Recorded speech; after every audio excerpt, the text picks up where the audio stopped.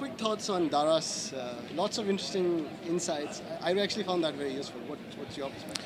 Look, he's the biggest guy in the world. I'd love, with my Orbitz hat on, to be as big as they were, and we come at them every day, but these are the biggest guys on the planet, and he's walking around confident. I mean, they've taken over the world organically, doing a strong job, and we all want to be to match up to that kind of success. Interesting points out of it, I think, is the travel ad part, which is very interesting. Yes. We call it interesting and revolutionary, but really Google's been doing it for a long time. And to be frank about it, some of the people in Europe have been doing it for as well, allowing extra margin bidding for higher rankings. So it's not revolutionary, but it's interesting. Everyone's been biasing their sort order also for 5 years or more. Just the metrics he's using to bias the sort order is slightly different. So you don't call it revolutionary, but it's a nice announcement to hear.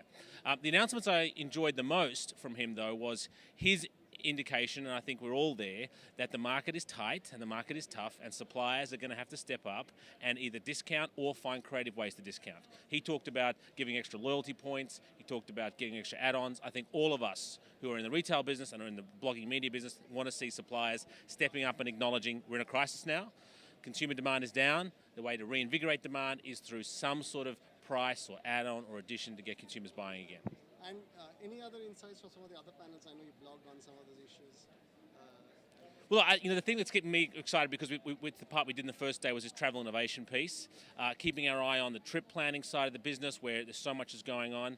Keeping our eye on the mobile side of the business, where finally maybe we're seeing some of the promise that started in 1999.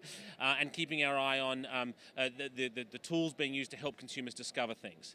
Now, with all that said, I still think there is a huge distribution channel for all those new parts of the business. So we see all these trip planners, the Trippets who we saw present earlier, and others that are helping consumers find ways to plan their trips. How are consumers going to find out about them? Because consumers do today what they did yesterday and what they did last week, and they're going to do it for the next 5 years. They're going to go to Google and Yahoo and type in something. And these trip planning places require themselves to be discovered. So big challenge for them, how they're going to be discovered. Mobile, I think, there's less of a discovery issue, because you go, you talk to Nokia, you talk to iTunes, and you get them to put you on the phone, and the discovery issue happens. But there's the usage investment, learning that skill with the thumbs to try and do something. We're all thumb usage now on email easily, but that's just because we took something we did on a computer, gave it to our thumbs, and did it on our Blackberries. So they've got a challenge on training consumers how to use something differently. The discovery piece, that's the next place. I heard Philip talk about it when we were at Web and Travel together. He talked about semantic search being so huge, and that is huge.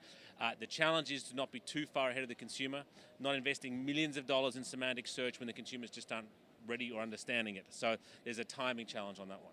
Absolutely. Thanks so much. My pleasure.